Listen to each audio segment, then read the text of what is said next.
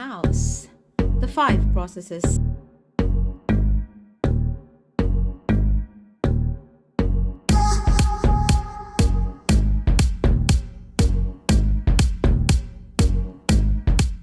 We were not allowed to participate though, as per broker's advice, because we had below 20% deposit.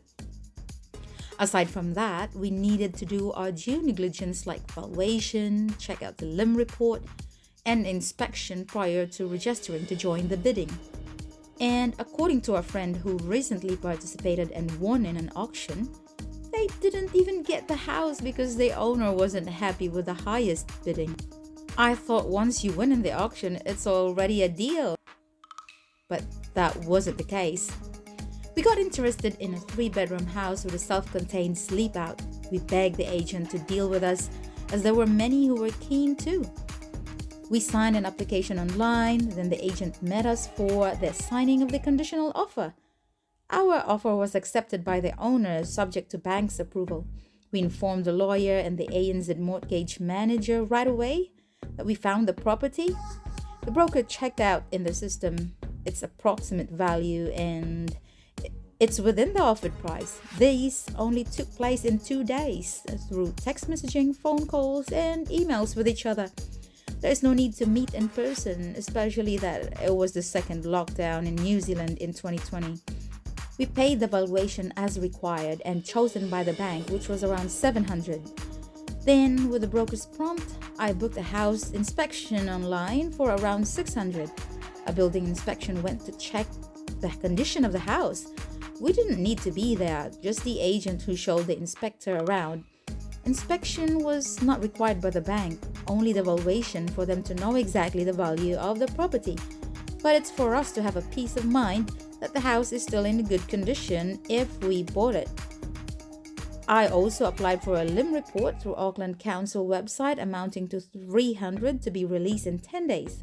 Limb report was not required by the bank too, but it's for us to know all other information about the property, such as the mapping or layout of pipes and electrical lines, as well as all forms of hazards, checking out whether purchasing it will be the right decision.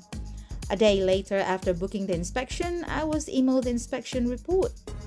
It wasn't really good, although the house was recently renovated.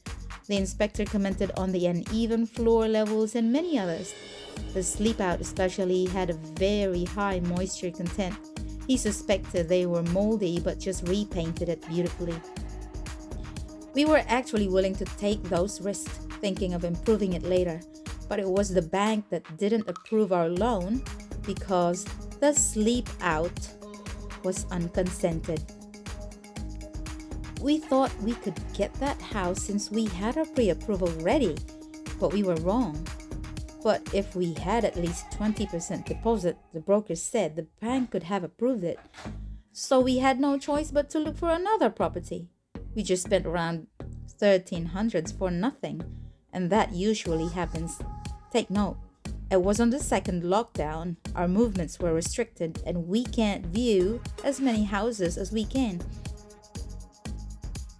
We decided to consider the other house we had earlier viewed. Luckily, no one got it on its auction day. The agents of this second property actually rang me up to see if we were still interested.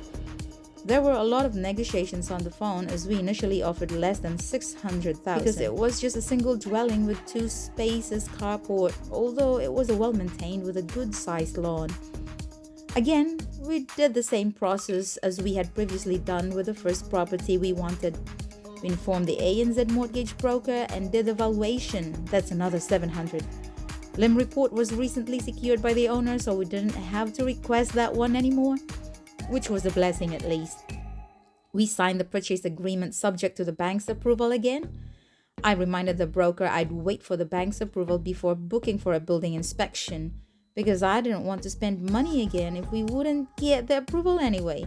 When the bank finally approved it and the valuation and inspection all went well, we agreed to move in on the last week of October 2020 as requested by the seller. That was also enough for us to settle our rent issues, which I will talk about later.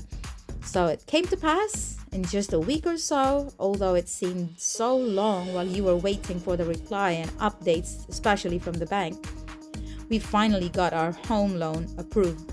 Then we informed the lawyer as advised to proceed unconditionally and pay the 10% deposit to the agent's bank.